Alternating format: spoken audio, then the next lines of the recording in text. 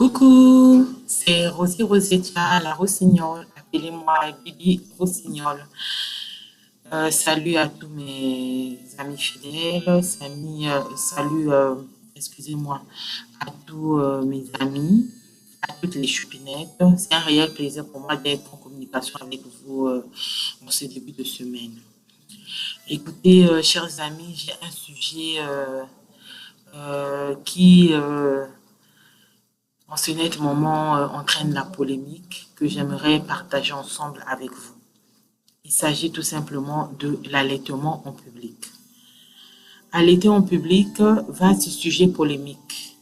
Il y a celles qui s'en contre, trop pudiques, elles ne donnent le sein que dans leur chambre ou à l'abri des regards dans des coins tranquilles.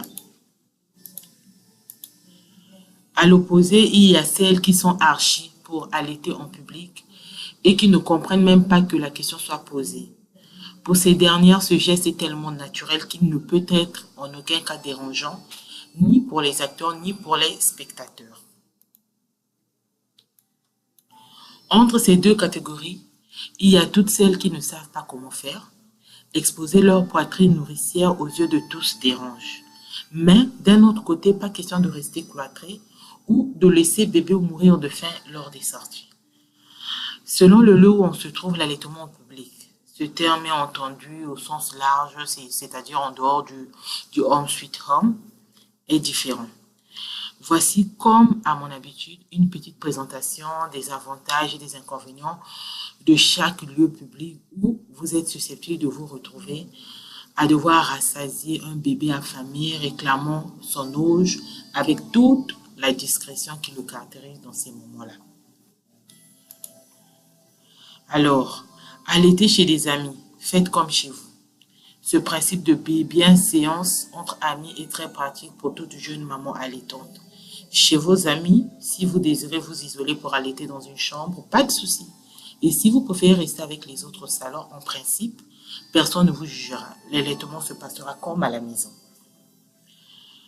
Allaiter chez des amis, disons, pas vraiment amis, cette catégorie peut surprendre. Mais pour ma part, j'ai eu plus de mal à allaiter devant des personnes que je connaissais que face à des personnes inconnues. Très pudique devant la gente masculine, je craignais les remarques du côté des copines. Les fameux, elle est bizarre ta position. Il t'aide encore, il mange assez, et j'en passe. Pas facile d'accepter les remarques et les regards médisants de ses proches. C'est souvent plus blessant que de la part d'inconnus. Ça, c'est le témoignage de Karine. Alors, lorsqu'on est au restaurant, est-ce qu'on doit allaiter ou pas? Allaiter au restaurant a un côté très pratique dans l'organisation de toute jeune maman. En effet, si bébé accepte de manger dans le même laps de temps que vous, alors nul besoin de chercher un autre endroit propice un peu plus tard pour la tétée. Surtout qu'en règle générale, les restaurateurs offrent à leurs clients des chaises confortables. Certains proposent même davantage. Certains proposent même davantage. Ok. Et alors, concernant les regards des inconnus au restaurant, le regard des inconnus et leur jugement sont les plus grands obstacles dans ces endroits. Les gens qui vous entourent ne vous connaissent pas, mais sont souvent assez proches pour voir tout ce qui se passe à votre table. Si votre geste les gêne, ils ne pourront que difficilement vous le cacher.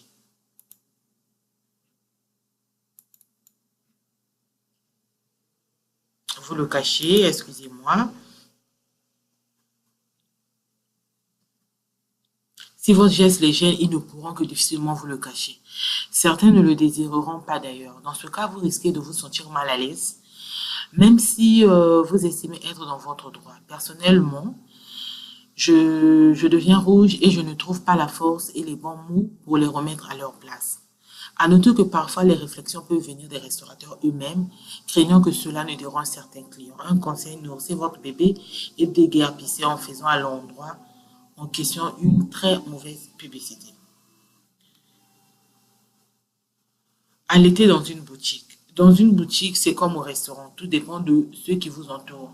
Pour les clients, ce n'est souvent pas très dérangeant car ils s'attardent rarement à côté de vous, leur attention étant plutôt portée sur les objets présentés. J'espère que sur ce point, vous êtes d'accord avec moi. et dans les transports en commun. Que ce soit dans le train ou dans l'avion, l'agencement des sièges permet de donner le sein sans être à la vue de tous. Cela peut même avoir des sacrés avantages puisque cela peut rassurer le bébé. En avion, les bébés sont attachés au décollage et à l'atterrissage sur les genoux de la maman. La petite ceinture ne gêne pas la tétée. Au contraire, elle oblige le bébé à déglutir et cela lui évite les désagréments dus à la prise d'altitude. Et ensuite, nous avons, pour conclure, dans cette première partie, je dirais, pour conclure sur l'allaitement en public, si vous n'êtes pas de nature vindicative et si les commentaires ou les regards des approbateurs vous gênent, pensez aux vêtements spéciaux ou aux écharpes qui permettent bien souvent d'allaiter, ni vu ni connu, au nez des râleurs intolérants. Alors, nous avons un autre article. Nous allons faire également le même contour du sujet. Donc, dans cet article, on déclare que l'allaitement est une aventure dans laquelle on s'engage littéralement corps et âme. S'il faut d'abord faire un choix difficile entre le sein et le biberon, se sentir prête à allaiter, les mamans sont ensuite souvent confrontées dès la première tétée à bien des difficultés lors de leur allaitement. Et le regard des autres n'y est pas étranger. Face à une maman allaitante, les jugements sont vite faits. En un mot, c'est maman qui allaite au vu de tout ce choc.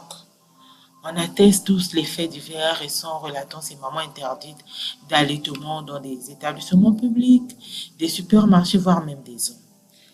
Maintenant, la question qu'on se pose.